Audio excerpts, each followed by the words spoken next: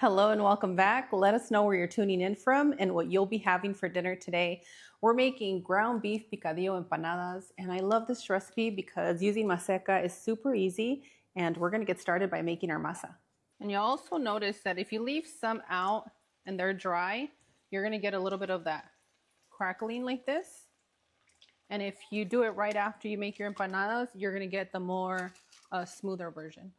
For the empanada dough, you'll need 2 cups of instant corn masa. I like to use Maseca. Please let me know in the comments what other brand you like to use.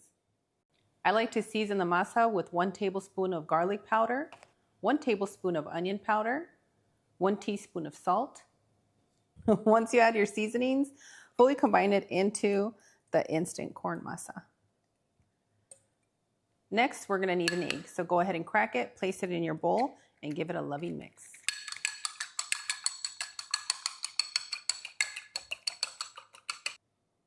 Make a little well, and I'm going to start by adding 1.5 cups of water.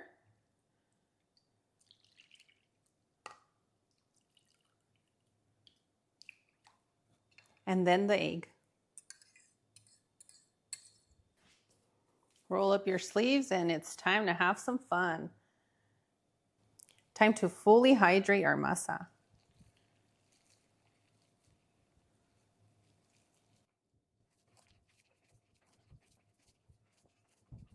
You'll notice that when you're mixing towards the end, if you're going to need a little bit more water. So at this point you can start with about 1 tablespoon at a time.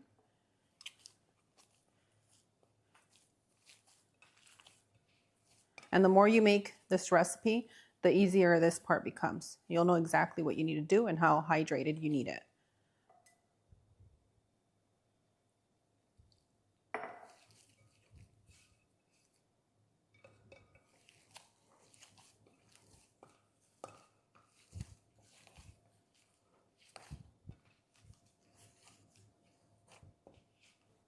Perfect. Once you mix your masa, you're going to notice that everything is nice and hydrated, and you're going to make it into a nice ball.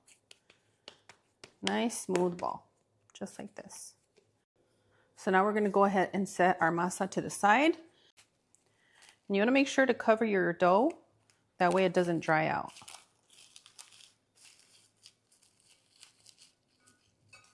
Perfect. Our dough is ready, and the longer this sets, the better the dough gets. So 10 to 15 minutes is ideal. And now we're going to make our picadillo, which is the easiest part out of this whole recipe.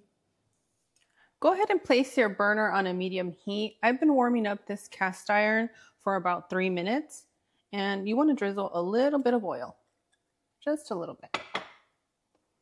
This recipe works for 1 to 1.5 pounds of ground beef. And the package that I'm using today is 1.3 pounds of ground beef. I'm going to add 1 minced garlic clove. Season with some garlic powder. Some onion powder. And I have about 1/2 tablespoon of each. And about 1/2 tablespoon of tomato chicken bouillon. Then you're going to go ahead and break it up.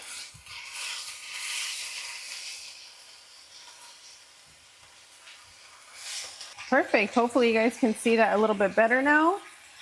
And just continue to cook until you don't see any pink in your ground beef.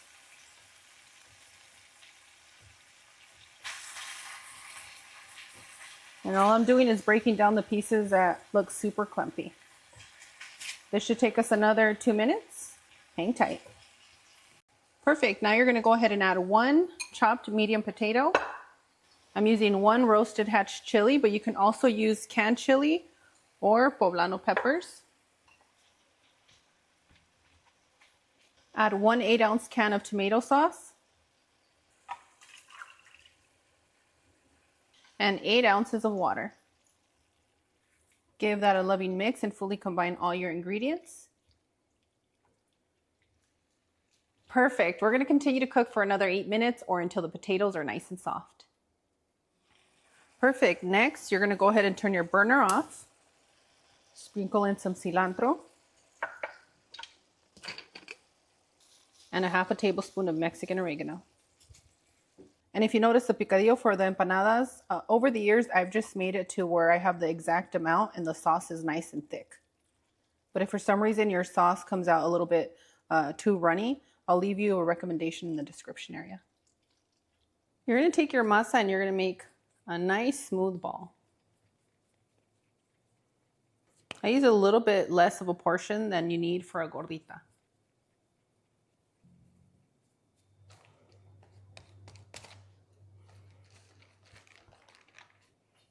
And then you're going to press. Flip it. And you're going to press again. Then you're going to flip it. You give it a light press. Perfect. Now it's time to fill our empanada. I always try to do a lot for the filling. So 2 tablespoons is ideal. And I always push it. So let's hope that I did pretty good on this one here. So you want to make sure that you keep all the filling in.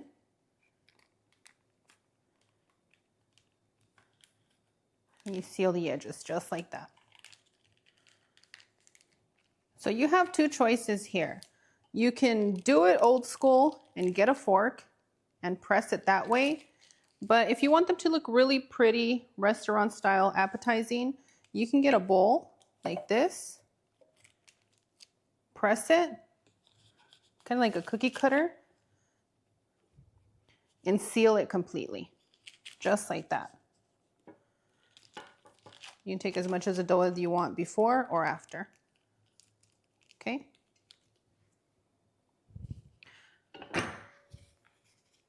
I noticed that when I serve them and I use the bowl method, everybody always compliments on how pretty they look and it's more appetizing for everybody. When you lift that plastic, be very careful. Just like that. And we're set.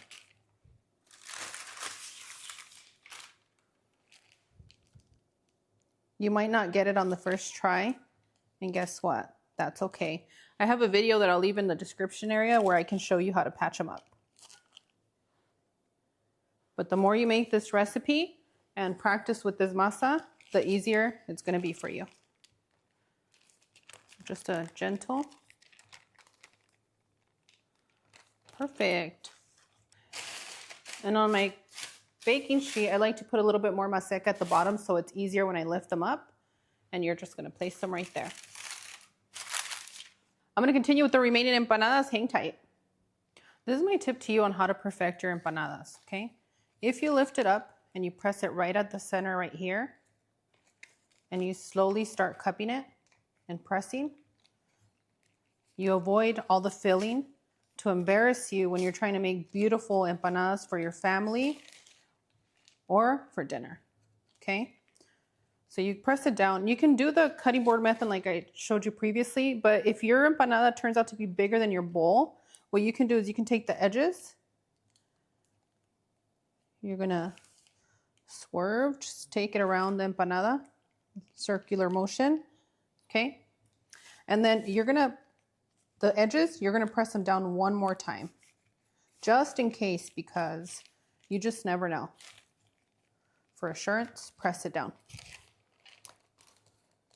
So you're gonna do the same, lift the plastic gently, because with the masa for maseca, it will tear. It's forgiving if you patch it up, but you do get it to tear. So there we go. There you have it, a perfect empanada. That's not gonna embarrass you in front of everybody. With a wooden spoon or a wooden chopstick, anything wood that's not coated, you're going to place it into your oil. Once you see a vigorous bubble, that means that you're ready to fry. And I'm frying in a mixture of lard and oil. And it's the kind of lard that you get at your Mexican grocery store. That comes in this container. Now you're going to place your empanadas and you're going to place them down and push out that way. Careful not to burn yourself. When you fry the first one, it's going to help you gauge your temperature. And if you feel that you need to lower it, you can. But the first one you want to fry on its own.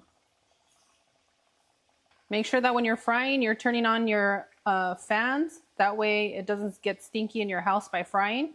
Keeping your house smelling nice and beautiful just like you. Turn it over to fry that side. Now that I see the temperature for my empanadas is perfect, I'm going to go ahead and place the next one in. Your empanadas are going to take about 6 minutes to cook, so you can go 3 minutes on one side, 3 minutes on the other. And it really does depend on how thick you make your masa for your empanadas once you fold it. But 6 minutes is a good time. Perfect. The first one is ready to come out. And a quick tip, when frying these, if you place them belly facing down like this, you're going to get a smoother fry on that side. Otherwise, if you don't, you're going to get them to look like this, that have that little round demarcation there. So it's really going to be up to you and what you're up to for that day. And you'll also notice that if you leave some out and they're dry, you're going to get a little bit of that crackling like this. And if you do it right after you make your empanadas, you're going to get the more smoother version.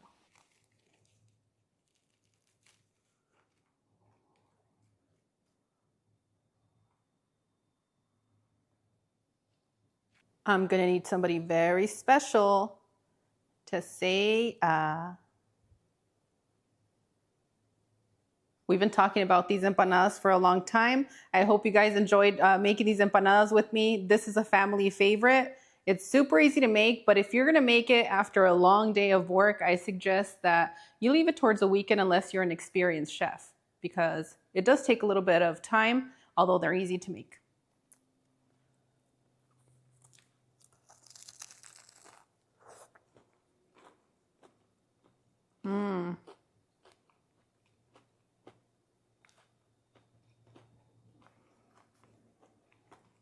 I love how crispy the empanada is, and also that you can taste some of the dough that's soft in the inside, and the filling is absolutely perfect.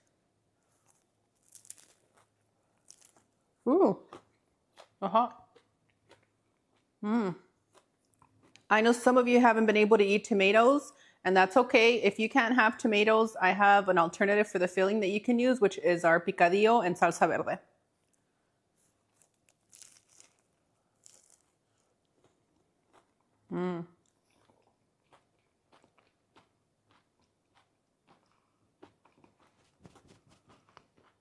As always, my family and I are wishing you the best. We absolutely adore you. And on that one, we'll see you guys tomorrow. Bye. Adios.